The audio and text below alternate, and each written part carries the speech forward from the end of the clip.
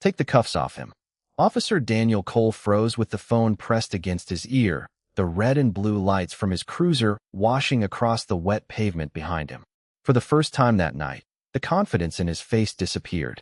10 feet away, Marcus Reed stood beside his black sedan, his hands restrained behind him, his expression calm, almost unnervingly calm, as if he had been waiting for this exact moment.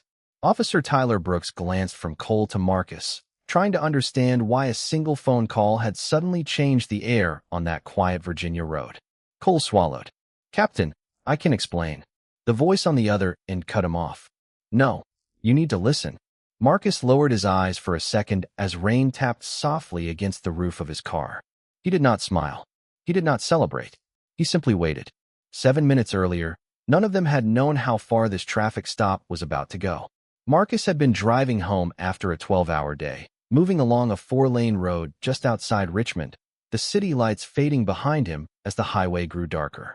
His suit jacket hung from the back seat.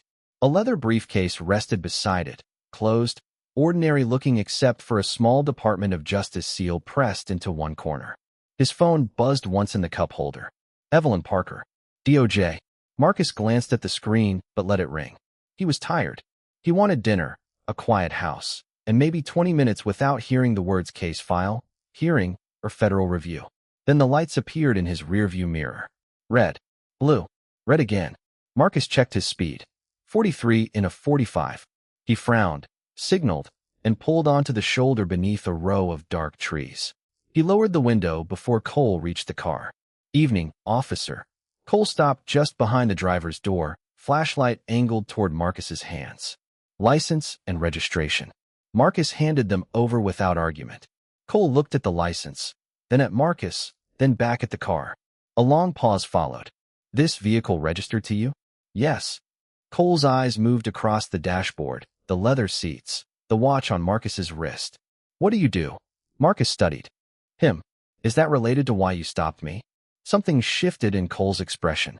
Small, almost invisible, but Tyler Brooks saw it from beside the cruiser. Cole leaned closer. "I'm asking the questions." Marcus remained still. "Then I'd like to know why I'm being detained." Cole's jaw tightened.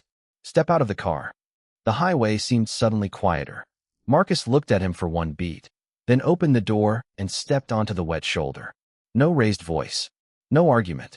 Just calm. That calm seemed to bother Cole more than anger would have. "Turn around." Marcus did not move immediately. "Officer, before you continue, is your body camera recording?" Tyler's eyes lifted. Cole stared at Marcus. "Turn around." Marcus slowly faced the car. A second later came the sharp metallic sound that changed everything. Click. The cuffs closed. Marcus exhaled and looked at his reflection in the rain-darkened window.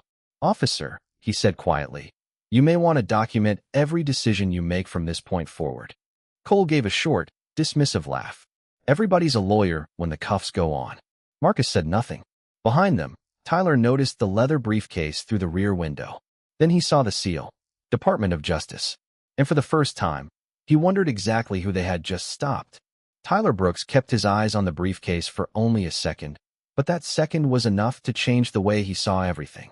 The seal was small, almost hidden in the dim light, yet unmistakable. Department of Justice. He looked toward Marcus Reed, then toward Daniel Cole, who was still holding Marcus's license as if it were evidence of something larger than a routine stop.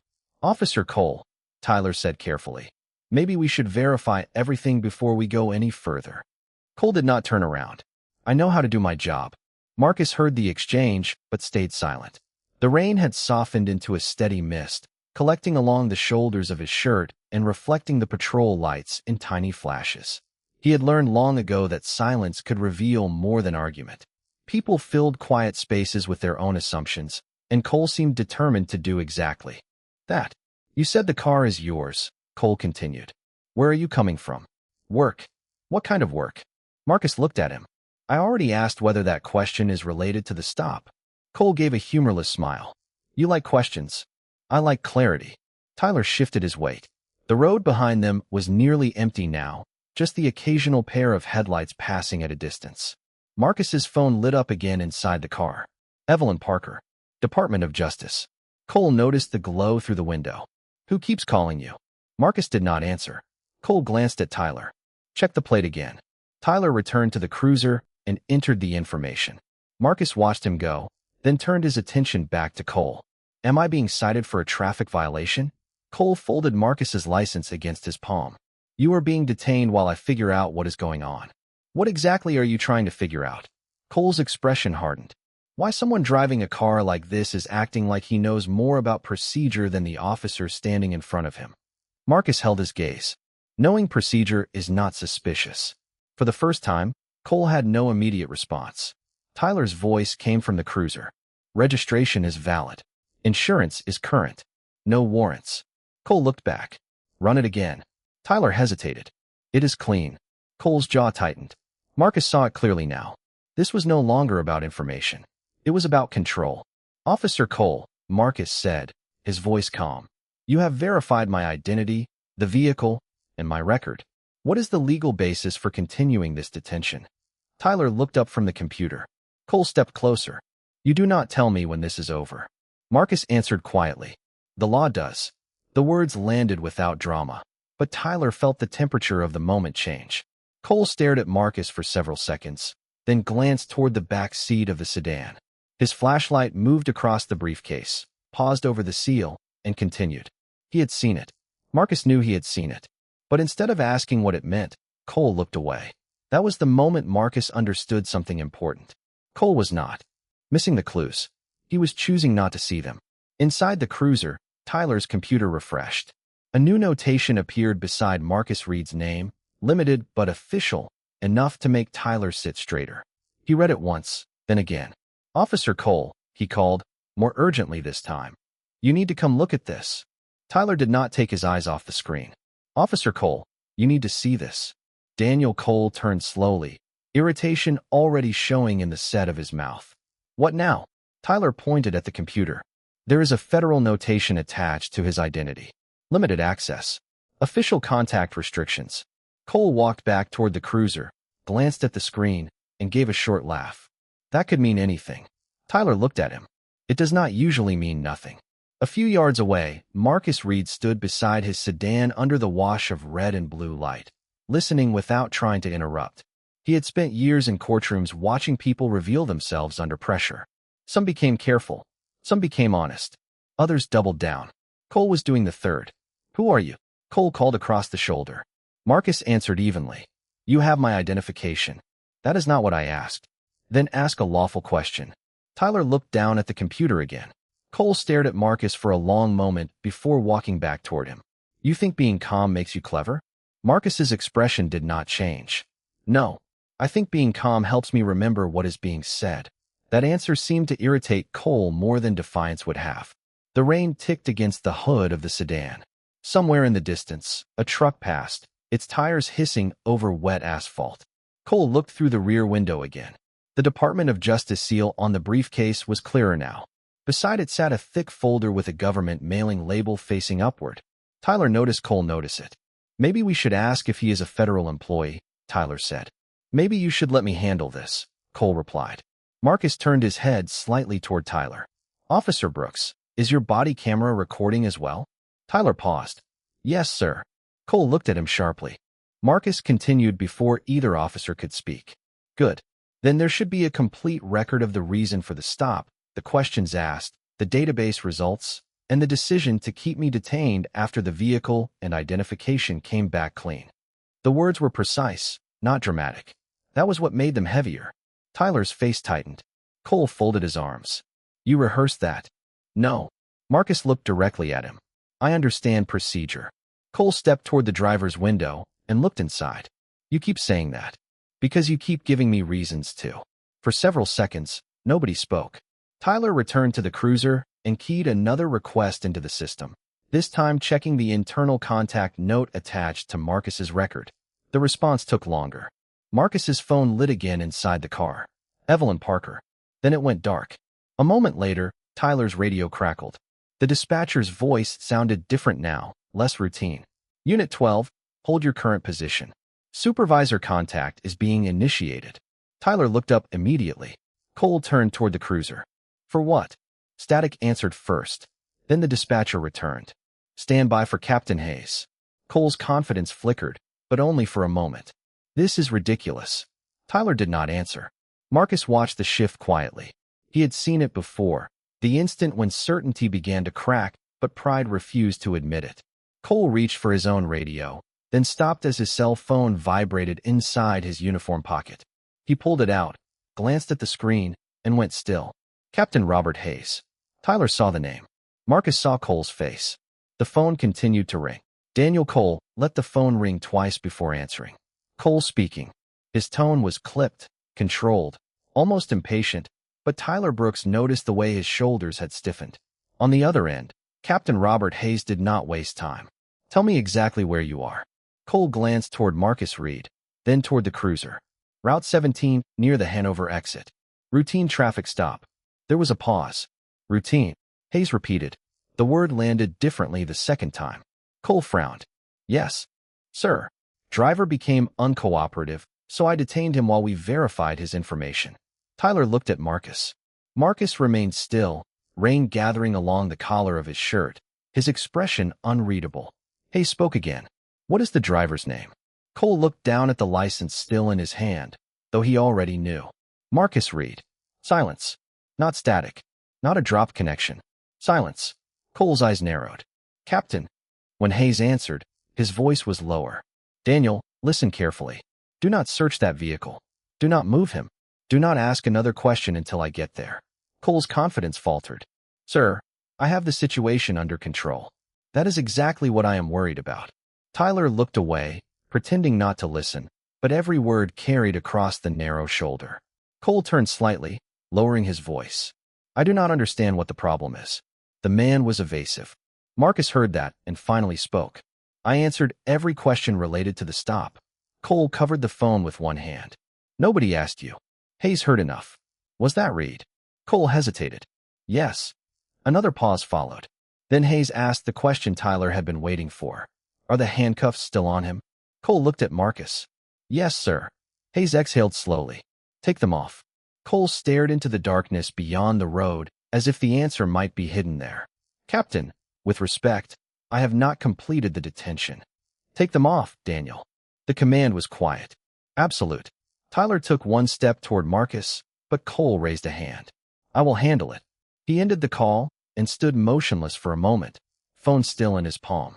The red and blue lights rolled over his face, revealing something Marcus had not seen until now. Uncertainty. Cole walked back toward him. Turn around slightly. Marcus did so. Seconds later, the restraints were removed. Marcus brought his hands forward and rubbed his wrists once, not dramatically, simply restoring circulation after the cold metal. Cole handed him his license. Apparently, my captain wants us to slow this down. Marcus accepted it. That would have been useful several minutes ago. Cole looked irritated. Again, relieved to find something familiar to hold on to. Do not mistake this for an apology. Marcus met his eyes. I did not. Tyler stepped closer. Mr. Reed, I want the record to show that the system returned your information clean before the detention continued. Cole turned sharply. Brooks. Tyler did not back away. The camera already has it. That sentence changed the atmosphere more than anything Marcus had said. Cole looked toward Tyler's body camera, then down at his own. A tiny indicator light blinked steadily. Recording. Marcus followed his gaze. That is why procedure matters, he said. Cole gave a small, defensive laugh. You keep talking like you are grading us. Marcus looked toward the Department of Justice briefcase, visible through the back window. No, Officer Cole. I am telling you that every decision has a record. Before Cole could respond, another set of headlights appeared in the distance, approaching quickly but steadily. Tyler glanced toward the road. A dark department vehicle slowed onto the shoulder behind the cruiser. Cole's face tightened again. Captain Hayes had arrived far sooner than expected. The driver's door opened, and Hayes stepped out into the rain. He did not look at Cole first. He looked directly at Marcus Reed. Captain Robert Hayes closed the car door and stood for a moment beneath the thin rain, studying the scene before him. His attention moved from Marcus Reed to Tyler Brooks, then finally to Daniel Cole. Mr. Reed, Hayes said, approaching with measured steps. Are you all right? Cole's expression changed immediately. Marcus noticed it. Tyler noticed it too. The captain had not asked who Marcus was. He already knew. I am fine, Marcus replied. I would like to understand why a traffic stop continued after my license, registration, insurance, and record were verified. Hayes glanced toward Cole. So would I. Cole straightened. Captain, I stopped him because I believe the vehicle made an unsafe lane movement near the intersection. When I asked basic questions, he became evasive. Marcus remained quiet. Hayes turned to Tyler. Officer Brooks? Tyler hesitated only briefly. Mr. Reed complied with the request for identification. The database returned everything valid. No warrants. No alerts requiring detention. He asked why he was being held, and then Officer Cole continued the stop. Cole stared at him. That is not the whole story. The cameras have the whole story, Tyler said. The words fell into the rain with surprising weight. Hayes looked at both officers. Keep every recording exactly as it is. Nothing gets deleted, overwritten, or modified. Cole's face tightened. Sir, this is getting blown out of proportion. Marcus finally spoke. That depends on what you believe the proportion should be. Cole turned toward him. You still have not told us what you do. Hayes closed his eyes for half a second, as if Cole had just confirmed something he had hoped was not true. Marcus looked at the briefcase inside his car, then back at Cole. You never needed to know what I do to decide whether my rights mattered. Silence followed. A light breeze moved through the trees beside the highway. Hayes stepped closer to Cole. Daniel, did you see the Department of Justice identification inside that vehicle? Cole hesitated. I saw a briefcase. Did you see the seal? Another pause. Maybe. Tyler looked down. Marcus said nothing. Hayes nodded slowly, not because he was satisfied, but because the answer told him enough. And you never thought to ask whether there was a legitimate explanation? Cole's frustration returned. Why should a government seal change how I conduct a stop? Marcus answered before Hayes could. It should not. Cole looked at him, surprised. Marcus continued. That is the point. Hayes turned toward Marcus. For the first time that evening, something like recognition passed openly across his face. Mr. Reed, I believe we met 2 years ago at the federal courthouse in Richmond. Marcus nodded. Community policing conference. Cole's eyes shifted between them. Hayes extended a hand, and Marcus accepted it. United States Attorney Marcus Reed, Hayes said quietly. Tyler already suspected the truth, but hearing the title spoken aloud made him stand a little straighter. Cole did not move. The rain seemed louder now. United States Attorney? He repeated. Marcus looked at him. Yes. Cole stared toward the sedan, then at the license he had been holding only minutes earlier, as if the same name had suddenly become unfamiliar. Hayes was not finished.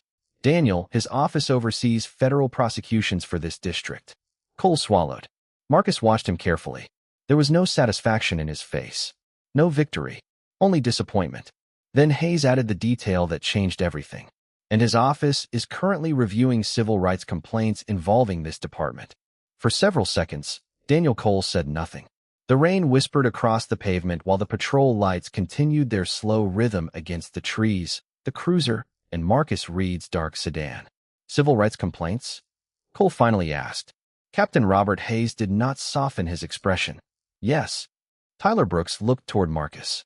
The meaning of the stop had shifted completely, but Marcus did not seem interested in making the moment about himself. He looked tired more than triumphant. Captain Hayes, he said, I want to be clear about something. My position should not be the reason this incident matters. Hayes nodded once. Cole frowned. Then what exactly are you saying? Marcus turned toward him. I am saying that 5 minutes ago you believed my job was irrelevant. Now that you know my title, everyone is treating the same facts differently. Cole opened his mouth, then stopped. Marcus continued. My license was valid before you knew who I was. My registration was valid. My record was clear.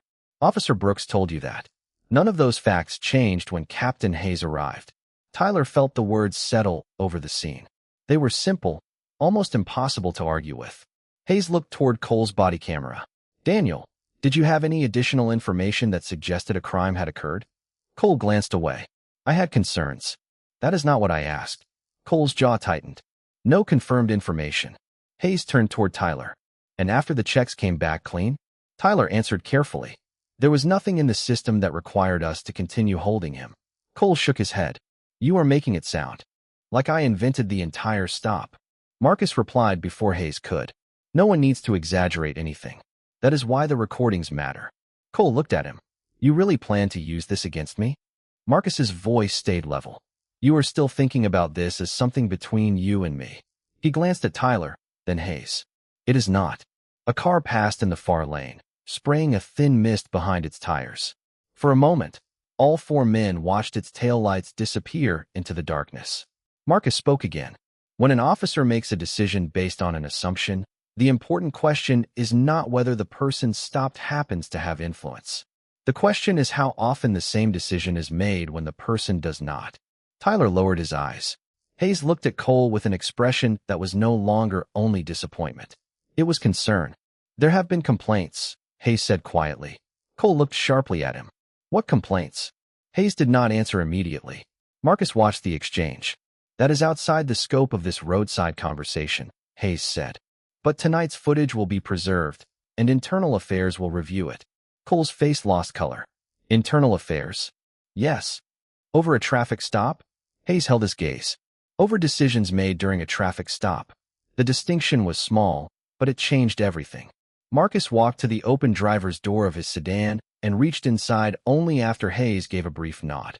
He retrieved his briefcase and set it on the hood. The Department of Justice seal was fully visible now. Cole stared at it.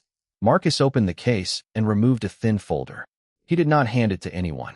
He simply looked at the label. Civil Rights Review. District Law Enforcement Complaints. Tyler saw it. Hayes saw it. Cole saw it too. Marcus closed the folder again. I was reviewing this before I left the office tonight, he said. I did not expect to become part of the record. No one spoke. Then Tyler's radio crackled with a message from dispatch. Unit 12, Supervisor Update. Internal Affairs has been notified. Preserve all body camera and vehicle camera footage. Cole slowly looked toward the blinking light on his chest. Daniel Cole stared at the blinking light on his chest as though he had only just realized it had been there the entire time. The tiny indicator did not accuse him. It did not argue. It simply recorded. Captain Robert Hayes stepped closer to the cruiser and lowered his voice. Daniel, do not touch your camera controls. Do not access the footage. Do not discuss this stop with anyone except Internal Affairs or Department Counsel until you are instructed otherwise. Cole looked at him in disbelief. You are treating me like I already did something wrong. Hayes answered quietly. I am treating this like something that needs to be reviewed. Marcus Reed closed the folder and placed it back inside his briefcase. Tyler Brooks remained near the cruiser, listening carefully. The rain had nearly stopped now, leaving the road dark and glossy beneath the flashing lights. Cole turned toward Marcus. You knew who you were the entire time. You could have just told me. Marcus held his gaze. I didn't know who I was. Cole waited for more, but Marcus did not rush. And you knew who you thought I was. The words landed softly, but no one moved. Cole frowned. What is that supposed to mean? Marcus answered without raising his voice. It means my title should not have been required for you to recognize that I deserve the same process as anyone else. Tyler looked toward the ground. Hayes folded his arms. Cole shook his head. I stopped a vehicle.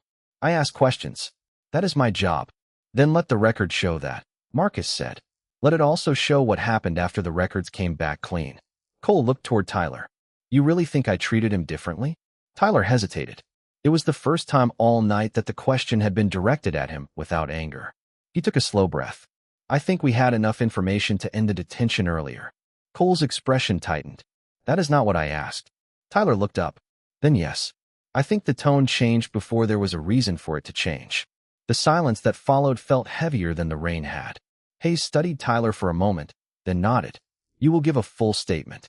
Tyler answered, yes. Sir. Cole laughed once, but there was no humor in it. So that is it. Everybody has already decided what happened. Marcus stepped away from the sedan and stood beneath the pale glow of a roadside lamp. No, that is why evidence matters. Your recording matters. Officer Brooks's recording matters. Dispatch logs matter. The database timestamps matter.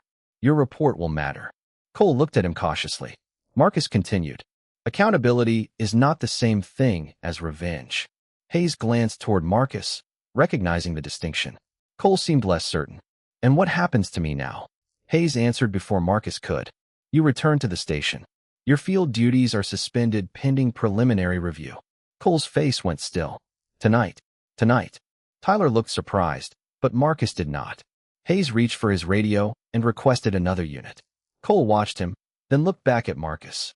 For the first time, There was no arrogance in his expression, only a question he did not know how to ask. Marcus understood anyway. "Officer Cole," he said, "the most important question is not what happens to you, because you stopped me." Cole waited. Marcus's voice became quieter. "It is what would have happened to me if I had been someone whose name never made your captain's phone ring." The question stayed with Daniel Cole long after another patrol unit arrived. What would have happened if Marcus Reed had been someone whose name meant nothing to the people in charge? Cole did not answer because there was no answer that made him look better.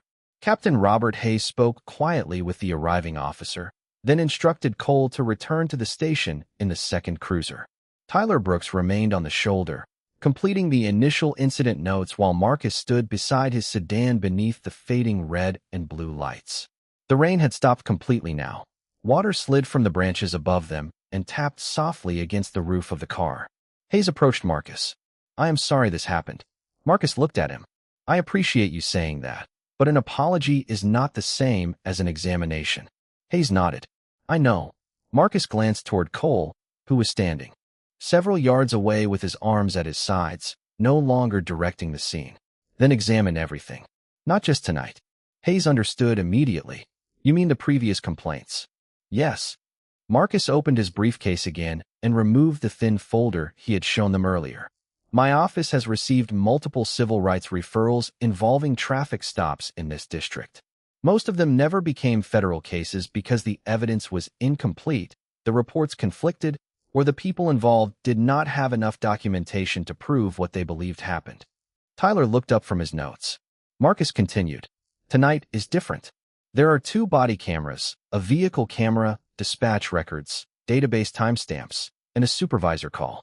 There is a complete sequence." Hayes looked toward Cole. "And if the sequence shows a pattern?" Marcus closed the folder. "Then the pattern matters more than my title." 2 days later, Internal Affairs began reviewing the recordings. The first hour produced no dramatic revelation, only something more difficult to dismiss: timing. Marcus's information had returned clean. His vehicle had returned clean. No warrant existed. No additional criminal allegation had been reported. Yet the detention continued. Investigators then compared the recording with earlier complaints involving Cole. One involved a college student stopped late at night. Another involved a delivery driver questioned about whether the van he was driving belonged to him. A third involved a black father returning from a school event with his teenage son. Each complaint had been considered separately. Together, they looked different. Tyler was interviewed the following morning. He could have protected Cole with vague language. Instead, he told the truth. He described the valid records check. He described the questions that continued after there was no clear reason to continue. He described the moment Cole saw the Department of Justice seal and ignored it. Most importantly, he described what changed only after Captain Hayes recognized Marcus's name. By the end of the week, the review was no longer focused on a single roadside encounter. Supervisors began examining stop reports, camera footage, and complaint records from the previous 2 years. Cole was placed on administrative leave while the investigation continued. Marcus never requested that outcome. He never called Hayes demanding punishment. He never used his office to settle a personal score. When Evelyn Parker asked why, Marcus gave her the same answer he had given on the roadside. "If this becomes about what happened to me, then everyone misses the point." He looked through the glass wall of his office toward the city beyond the federal courthouse. The real question is how many people never had a captain recognize their name. 3 weeks later, Marcus Reed stood inside a federal training room in downtown Richmond, looking at a group of young prosecutors, investigators, and law enforcement supervisors seated beneath bright ceiling lights. Outside the windows, the city moved through an ordinary Tuesday morning. Cars stopped at intersections. Buses pulled to curbs. People carried coffee into office buildings. Nothing about the day suggested that Marcus was about to speak about the night that had quietly changed several careers and reopened questions the department had avoided for years. The review into Daniel Cole had expanded. Investigators found that the roadside encounter had not been an isolated failure of judgment. Patterns appeared in prior stops, in written complaints, in camera footage that had once been reviewed separately and dismissed as misunderstandings. Officer Tyler Brooks had provided a complete statement. Captain Robert Hayes had ordered new supervisory procedures for disputed traffic stops. The department had also begun additional training focused on constitutional limits, documentation, and equal treatment. Cole remained off patrol while the disciplinary process continued. Marcus had been asked several times whether he felt satisfied. He never liked the question. Satisfaction sounded too much like victory, and nothing about that night felt victorious to him. When he finally began speaking, the room grew quiet. A few weeks ago, I was standing on the side of a highway with my hands restrained behind me while an officer decided whether I belonged in the car I was driving. No one shifted in their seats. Marcus continued. Then a supervisor learned my name. Everything changed. He let the silence remain. That is the part people keep focusing on. They talk about my title. They talk about the Department of Justice. They talk about the phone call. He looked across the room. But that is not the lesson. A young prosecutor near the front lowered her pen. Marcus walked slowly toward the center aisle. The lesson is that nothing about my legal rights changed when Captain Hayes recognized my name. My registration did not become more valid. My record did not become cleaner. My dignity did not increase because someone discovered my job. His voice stayed calm. I was the same person before that phone rang. Tyler was standing near the back of the room. Hayes stood beside him. Neither man looked away. Marcus paused, remembering the wet road, the flashing lights, the quiet confidence in Cole's voice before certainty turned into fear. Power can reveal character, he said, but accountability reveals systems. He explained that justice could not depend on prestige, connections, wealth, or whether a person had someone important enough to call. It had to exist before anyone knew the name, before anyone saw the badge, before anyone discovered the title. When the session ended, Marcus gathered his papers and walked toward the door. Tyler caught up with him in the hallway. Mr. Reed, he said, I keep thinking about what you asked that night. Marcus stopped. Which part? Tyler looked toward the courthouse windows. What would have happened if nobody recognized your name? Marcus studied him for a moment. That is why what you do next matters more than what happened to me. Tyler nodded slowly. Marcus continued down the hallway as morning lights stretched across the polished floor. The phone call had protected one man from one bad night. The truth had forced an entire department to look in the mirror. And in the end, justice was not the moment Daniel Cole lost control of the situation. Justice was the moment everyone understood that no one should need power, status, or the right name to be treated like a human being.